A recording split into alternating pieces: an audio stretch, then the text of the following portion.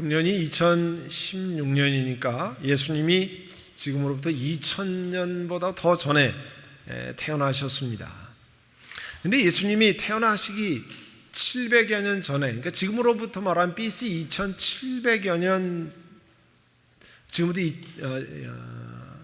2700여 년 전에 BC 700년쯤에 예수님에 관한 예언이 나타났습니다. 여러분, 700년이라는 시간이 얼마나 긴 시간입니까? 별로 그렇게 감이 없이 이렇게 생각하기가 쉬운데요. 2016년에서 지금부터 700년을 빼면 1316년이 돼요. 그러면 한반도에는 어떤 때냐면 고려라고 하는 나라가 있었을 때입니다. 이시조선 왕조 이 다이내스티가 1392년에 시작했으니까 고려 말엽쯤 됩니다.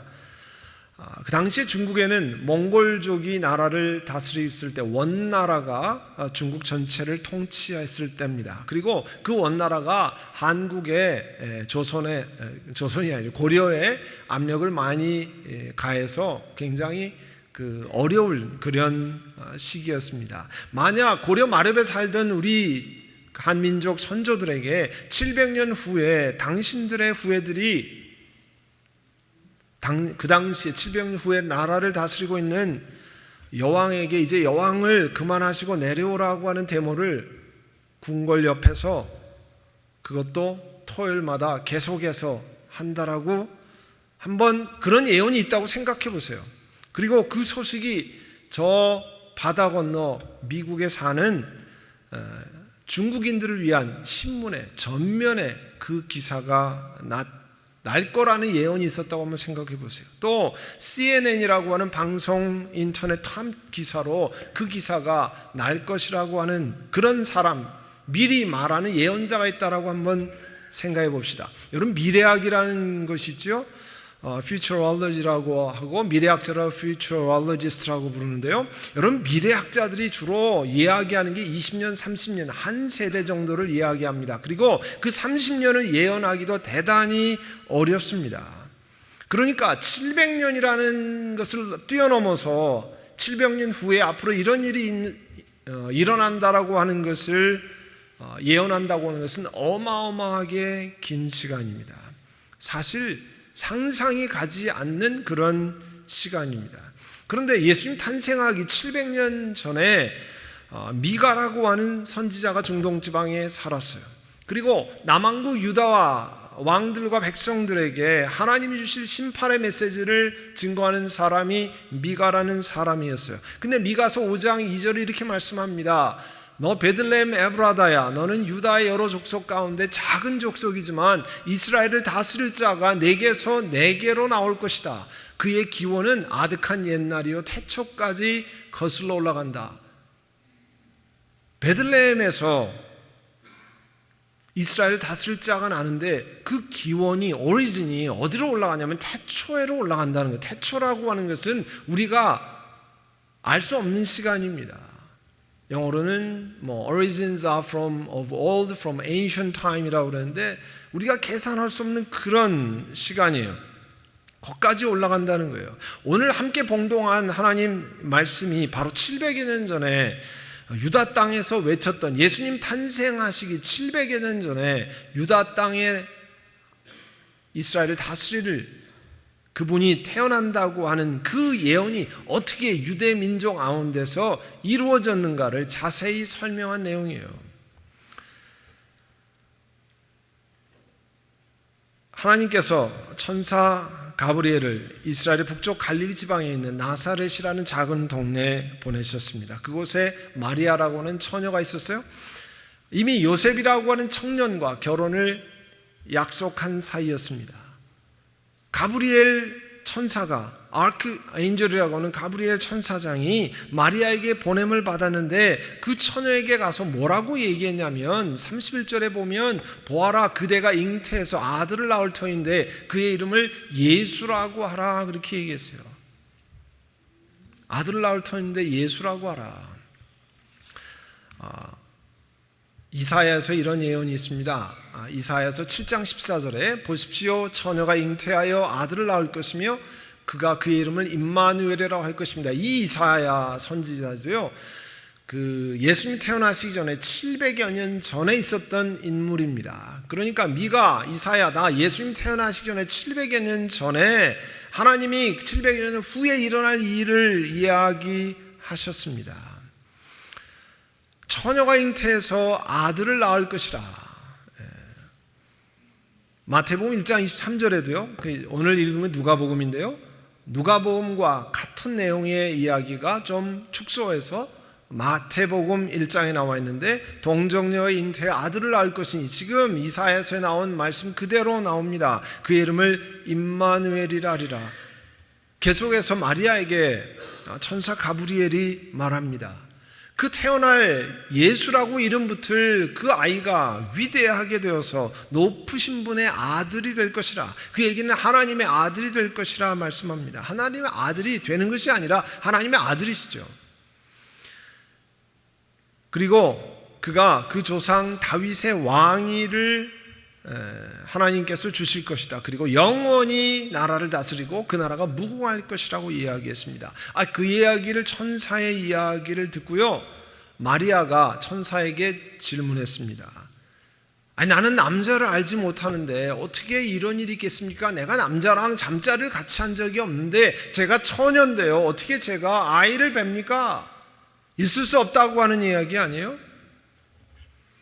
그때 가브리엘 천사가 마리아에게 이렇게 말합니다. 성령이 그대에게 임하시고 더없이 높으신 분의 능력이, 하나님의 능력이 감싸서 일어나는 거지, 네가 생물학적으로 그 다음에 남자와 잠자리를 같이 했기 때문에 일어나는 일이 아니라고 하는 것을 말씀하고 있습니다. 여러분이 성경 읽을 때 신약을 제일 먼저 읽으면 마태복음이 나오잖아요. 마태복음 1장을 펼치면 거의 족보 이야기가 나옵니다. 지니알러지라고 하죠. 그 족보 이야기에 보시면 예수님의 족보 이야기에 쭉 있는데 그 중에 1장 15절에 보시면 엘리웃은 엘리아사를 낳고, 그러니까 엘리아살의 아버지가 엘리웃이라는 얘기예요. 엘리아살은 맏단을 낳고 맏단의 아버지는 엘리아살이에요. 맏단은 야곱을 낳고 야곱의 아버지는 맏단이에요. 그렇게 해서 아버지, 아들, 그 다음에 손자 이렇게 쭉 아들 이름, 우리 한국의 족보처럼 그렇게 나와 있어요. 그런데 마태복음 1장 16절에 가면 그게 바뀌어요. 그 앞에 마태복음 1장 1절서부터 아버지, 아들, 그 다음에 다시 아들 이름으로 계속 내려가다가 16절에 가면 야곱은 마리아의 남편 요셉을 낳았다. 그러니까 요셉의 아버지가 야곱이란 얘기죠. 그런데 그 다음에 예수 그리스도는 누구에게서 낳냐면 요셉에게서 낳았다고 하지 아니하고 마리아에게서 낳았다, 이렇게 표현합니다. 성경에 아주 명확하게 돼 있어요. 예수는 요셉에게서 난 것이 아니라 마리아에게서. 그런데 여성 혼자에게서 어떻게 자녀가 태어납니까? 안 되는 거죠. 그래서 성경은 그분이 하나님께서 그 일을 했다고 하는 사실을 명확하게 여러 군데에서 말씀하고 있습니다. 이 예수님의 족보 지니알러지를 봐도 명확하게 그게 나와 있어요. 마리아가 잉태한 아기는 남자에게서 난 것이 아니라는 겁니다. 하나님께서 하신 일이라는 거예요. 그래서 계속해서 이 마태복음 1장에는요 18절에 이렇게 말합니다. 예수 그리스도의 태어나심은 이러하다. 그의 어머니 마리아가 요셉과 약혼하고 나서 같이 살기 전에 마리아가 성령으로 잉태된 사실이 일어났다. 남자가 아버지가 아니라는 거예요. 성령께서 잉태하게 만드셨다. 이건 하나님의 능력으로 일어난 일이다. 예수 그리스도가 잉태된 것은 하나님이 하신 일이라고 하는 것을 성경 곳곳에 말씀하고 있습니다. 그랬더니요, 이 마리아의 남편 요셉이 괜찮은 사람이었어요. 성경에 뭐라고 되어 있냐면 의로운 사람이라. 그러니까 마리아를 굉장히 사랑했던 것 같아요. 마리아가 돌에 맞아 간음했다고 죽지 않도록 하기 위해서 조용히 파혼하려고 생각을 했어요. 약혼자에게 부끄러움을 주지 않으려고 가만히 파혼하려고 했다는 거예요. 그래서 적어도 자기가 사랑했던 사람이 사람들의 돌을, 간음한 여인이라고 돌 맞아 죽지 않도록 그렇게 하는 사람이었습니다. 그때 하나님께서 다시 천사를 이번에는 요셉에게 보내셨어요. 주님의 천사가 꿈에 요셉에게 나타나서 뭐라고 말씀했습니까? 다윗의 자손 요셉아, 두려워하지 말고 마리아를 내 아내로 맞아들여라. 그 태중에 있는 아기는 성령으로 말미암는 것이다 하는 거예요. 하나님께서 요셉에게도 가르쳐 주셨어요. 마리아에게 잉태할 때도 나타나서 말씀하시는 것처럼 요셉에게도 나타나서 마리아의 태중에 있는 아기는 사람에 의한 것이 아니라는 거예요. 성령께서, 하나님께서 하신 일이라는 것을 말씀하고 있습니다. 하나님께서 예수 그리스도를 태어나게 하셨기 때문에 바로 그러기 때문에 예수님이 죄가 없다는 거예요. Jesus was without sin, 죄가 없으시다는 거예요. 히브리서 4장 15절에 이렇게 말합니다. 우리에게 있는 대제사장 예수 그리스도를 말하지. 예수 그리스도는 우리의 연약함을 다 긍휼히 여기시는 분이라는 거예요. 여러분 이민자로 살아가면서 고통스러운 시간 많습니다. 이 땅에 뿌리 내리기 위해서 애쓰는 시간 많습니다. 여러분 비즈니스하고 직장 생활하고 이런 것 때문에 고통스러워하고 어려워하고 힘들고 불확실한 속에서 이 땅에 서바이브하기 위해서 애쓰는 것 예수님이 아십니다. 성경이 그렇게 말씀하고 있어요. 우리의 연약함을 동정하시는 분이라는 거예요. 우리와 똑같이 여러 가지 고난과 어려움과 힘든 일을 통과하셨는데 하나 다른 게 있어요. 죄는 없으시니라 이렇게 말씀했습니다. 죄가 없으신 남자의 후손으로 태어나서 모두가 다 죄인인데 죄가 없으신 그런 분이기 때문에 태초부터 계신 그 하나님이 이 땅에 예수 그리스도로 오셔서 우리에게 오셨기 때문에 우리 죄가 용서함 받을 수 있다는 거예요. 그 피로 말미암아 용서함 받을 수 있다는 겁니다. 에베소서 1장 7절에 우리는 아들 안에서 예수 그리스도 안에서 하나님의 풍성한 은혜를 따라 그의 피로 예수님의 피로 죄의 용서를 받게 되었다고 그랬어요. Redemption through His blood. 예수 그리스도의 피로 우리 죄가 용서함 받았다라고 얘기했어요. The forgiveness of sins. 그런데 그 예수님의 피가 왜 우리를 용서할 수 있느냐? 아버지의 아들이 아니기 때문에 그래요. 하나님께서 이 땅에 오신 분이기 때문에 그렇습니다. 구약에요, 동물을 제사 드릴 때는 아무거나 제사로 드리지 않았습니다. 쩔뚝거리고 혹은 병들고 흠이 있는 이런 양이나 이런 소를 가지고 오면 제사장이 검소해서 불합격할 수가 없었어요. 드릴 수가 없었습니다. 건강하고 흠이 없고, 그거는요 예수 그리스도, 점이 없고 흠이 없고 죄 없으신 예수 그리스도를 상징합니다. 예수님이 십자가에 달리신 것처럼 염소와 황소가 이 불타는 제단 위에 burning altar에 올라갔을 때에 흠이 없도록 하는 그런 것을 드립니다. 똑같이 예수님이 죄가 없으시다는 거예요. 그래서 그리스도의 귀한 피로 우리 죄가 용서함 받았다. With the precious blood of Christ, a lamb without blemish와 defect나 blemish가 없는 그러한 분이 예수 그리스도시라는 거예요. 그래서 마리아가 아들을 낳을 것인데 그 이름을 예수라고 하라. 그가 자기 백성을 죄에서 저와 우리 모두의 죄를 하나님께서 예수 그리스도로 말미암아 구원해 내신다고 말씀했습니다. Save His people from their sins. 여러분, 그렇기 때문에 우리 그리스도인들은 세상에서 다 해피 할리데이즈, 12월 달에 미국 전역이 컵이나 광고나 카드나 해피 할리데이라고 하지만 우리 예수 믿는 사람은 메리 크리스마스라고 외치고 이야기하고 해야 될 이유가 있습니다. 왜냐하면 예수 그리스도로 말미암아 우리가 해결할 수 없는 우리의 죄가 용서함 받기 때문에 그것을 확실히 가르쳐 주기 때문에 그렇게 말씀하는 거예요. 제가 한국에 가서 잠깐 갈 때 이런 얘기를 들었습니다. 한국에 가면요, 자동차 여러분 운전하고 다니셨잖아요. 다니면 요즘에는 경찰이 많이 안 보입니다. 그 많은 경찰이 다 어디 갔나 그랬더니 전부 경찰 대신에 뭐가 검거를 해요? 카메라가 전부 있어요. 그래서 어디에서 어느 지점에 몇 마일, 몇 킬로 달려다 다 찍어서 범칙금이 날라옵니다. 그런데 문제는 뭐냐면 범칙금이 생각보다 벌금이, 파인이 싸다는 거예요. 그러니까 에이 까짓 거 그냥 걸리지 그러고 달려요. 왜냐하면 한 3만 원 뭐 이렇게 요즘 올랐는지 모르지만 그렇게 얘기합니다. 그런데 여러분 캘리포니아에서 여러분 그렇게 할 수 있습니까? 까짓거 걸리지 뭐. 그러고 카플레인에 들어가서 경찰이 지나가는데도 그렇게 갈 수 있는 사람이 있습니까? 혹은 까짓거 뭐 속도 위반해서 걸려버리지 뭐. 그럼 얼마 정도 준비하셔야 돼요? 보통 한 700불, 800불, 어떤 분은 뭐 트래픽 스쿨까지 1000불 이렇게 준비해야 됩니다. 그렇지만 만약에 캘리포니아에 혹은 미국에 여러분 스피드 티켓이 한 번 걸리면 2만 불이라고 한번 생각해요. 2만 불. 그러면 여기서 다운타운에 혹은 코리아타운에 갈 때 속도 위반하실 분 있어요? 그런 강심장 있는 분 있습니까? 못합니다. 전부 65마일에 맞춰서 촥 하게 돼 있어요. 왜 그래요? 비싸기 때문에. 그거 걸려서 낼 수가 없기 때문에 그래요.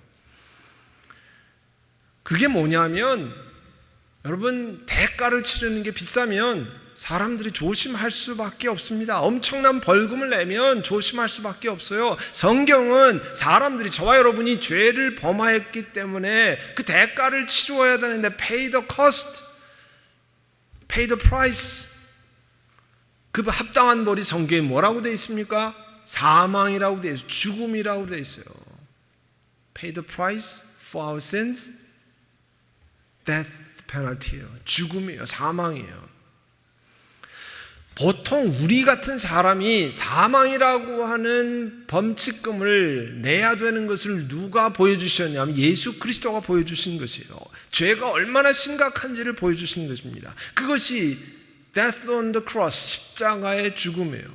사람이 지은 죄를 치러야 할 대가를 보여주는데 여러분 구약 성경에 보면 아주 범죄가 심한 사람, 파렴치범, 아주 가증스러운 사람, 추악한 사람, 그 사람들은요 죽여서 나무에다 매달아 놨어요. Hanging on the tree. 나무에다 매달아 놨어요. 온 동네에 쉐임풀한 수치를 주게 한 거예요. 그래서 나무에 달린다는 게 이렇게 수치스럽다는 거예요. 그런데 신약시대에 와서 로만 엠파이어가 이야기했던 가장 잔인한 형벌은 십자가 위에서 죽이는 거예요. 나무에 달리는 것뿐만 아니라 십자가는 한꺼번에 죽는 것이 아니라 조금씩 피 흘리고 그 중동의 장렬하는 태양 밑에서 며칠에 걸어서 죽어가는 거예요. 그래서 그 십자가의 형벌이 그렇게 잔인한 형벌이 되는 겁니다. 그런데 예수님이 이 땅에 오셔서 저와 여러분의 죄를 대신 지시기 위해서 그 십자가의 형벌을 자기가 지시는 거예요. 하나님이 지시는 거예요. 왜요? 해결하기 위해서. 여러분 자녀가 속도 위반을 해가지고 2만 불의 벌금이 나왔어요. 그래서 운전을 전혀 할 수가 없어요. 회사를 다녀야 되는데 그러면 부모들이 어떻게 하든지 2만 불을 마련해서 그것을 해결하려고 노력하지 않습니까? 하나님이 저와 여러분을 사랑하셔서 아버지 되시기 때문에 그 문제를 해결하시기 위해서 그 아들 예수 그리스도를 이 땅에 보내신 것입니다. 그리고 그 예수님이 우리가 치러야 할 대가인 그 죄를 대신 다 지시고 십자가에서 돌아가신 거예요. 그래서 예수 그리스도는 우리 인류에게 휴먼 카인드에 주신 가장 큰 선물이에요. 여러분 세상의 종교, 릴리전은 마음을 닦으면 새 사람이 된다고 합니다. 그래서 돌을 닦고 마음에 욕심을 갖지 않게 하기 위해서 그렇게 합니다. 아니면 고행을 많이 하면 죄가 줄어든다든지 혹은 사함받는다고 가르칩니다. 우리 영상을 하나 볼 텐데 제가 오래전에 한번 보여드렸는데 이 설교를 준비하면서 이걸 다시 한번 보게 됐어요.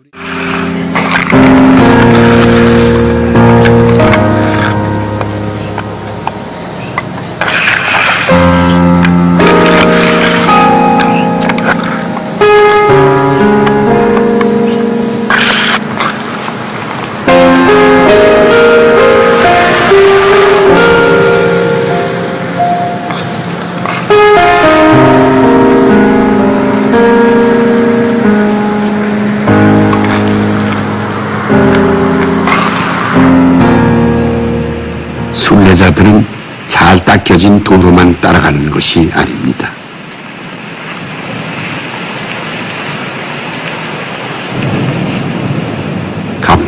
산을 오르고 계곡을 건너야 합니다.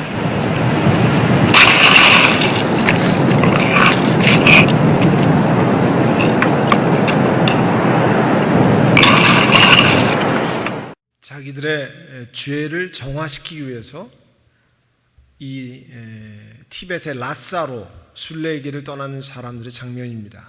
그들은 이 오체투지라고 그러죠. 몸에 이마,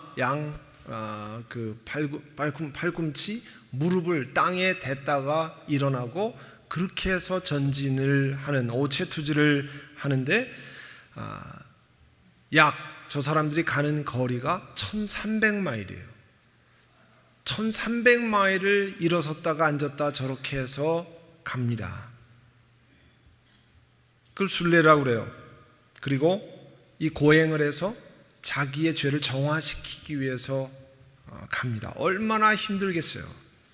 그것도 이렇게 평지를 가는 것이 아니라 막 산을 이렇게 가는데 자그마치 4,000m, 5,000m 산을 넘어서 갑니다. 티벳 쪽으로 가야 되니까. 우리로 말하면 15,000피트, 우리 빅베어가 6,000피트니까 빅베어 2개 얹어놓은 거 위에서 저 길을, 아까 눈이 있는 거 보잖아요. 그 위를 걸어갑니다.